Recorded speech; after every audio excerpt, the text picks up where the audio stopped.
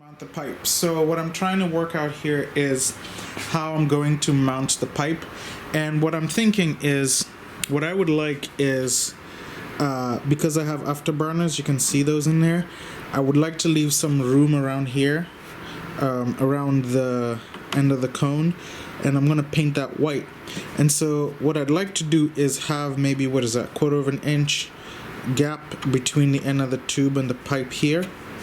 And I think that's going to be fine. It shouldn't affect any of the fiberglass.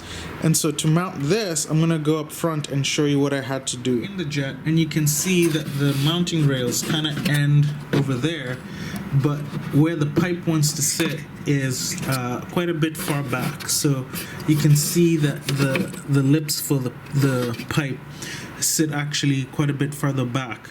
And so even if I want to get the correct spacing and the tail cones there's still no way for me to mount the Hiep pipe to the provided rails. Where these mounts come in. So I made these out of plywood, and I believe these are about maybe 10 or 11 millimeters thick.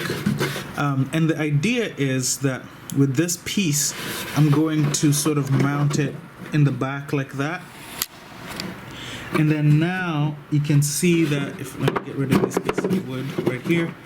So now with that mounted, I have somewhere for my pipe mount to actually screw into.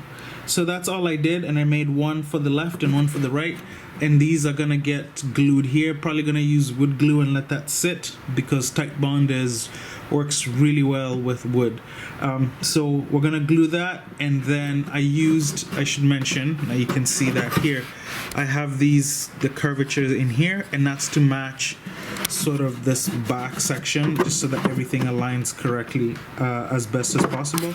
And then I have this vertical section here, and that's going to glue onto this former. So if I align those correctly like that, I should have a part that is perfectly lined up 90 degrees and probably flush with this. So this back area flush with this, and just perfect for mounting that pipe. So when it comes to gluing these mounts onto the back of there, what I decided to do is go with this epoxy, and the reason for that is as opposed to wood glue, because it dries a little bit quicker. It still takes a few hours.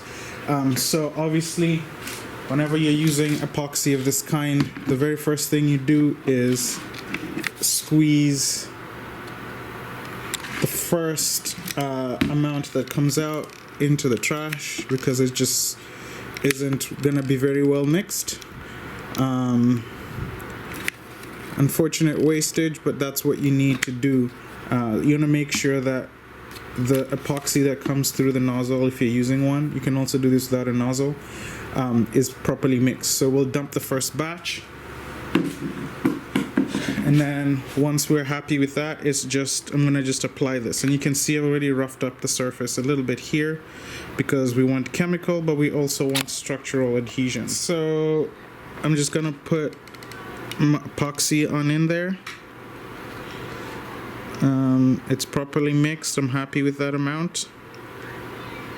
And like I said, I usually prefer Titebond 3 for this kind of stuff, but today I'm just gonna go with this epoxy, so it can dry well and I can check it, and it's a structural adhesive, so just put a little bit on that side. So I have a good amount of epoxy there, and all that's left is sticking it in the back. Okay, like that. Just clamp it down.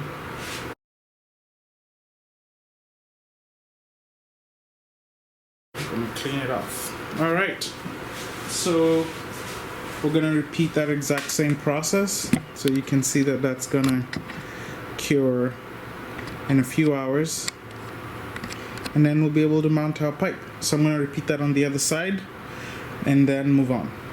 So there's our extensions. You can see 1 and 2, and they've been clamped in position, and they're just gonna dry, and we're gonna let that do its job. And as you can see, they look pretty even, so that looks pretty straight with this board, so we know we did a good job. Finally, as with all good intentions, we always do mess up, so I'd actually recommend that we measure twice and cut once. In my case, you can see that I wound up having to add another block of wood. I'm not so happy about that, because turns out when I measured that piece of wood and the other one here, they were quite exact to just the width of, you can see there, they were just the width of the mounting pieces, so that, and just shy, so I couldn't really mount anything. But with those extra pieces of wood added, now I have enough room to mount the pipe. Obviously I'm not going to mount the pipe until the turbine is sitting in here, but with the way it is now, this is what it looks like in the back. So I'm pretty happy. I can still move the pipe backwards, so in this direction towards the camera a little bit, and still have room to mount it. But I think depending on where my K180 will sit, that will determine the final placement.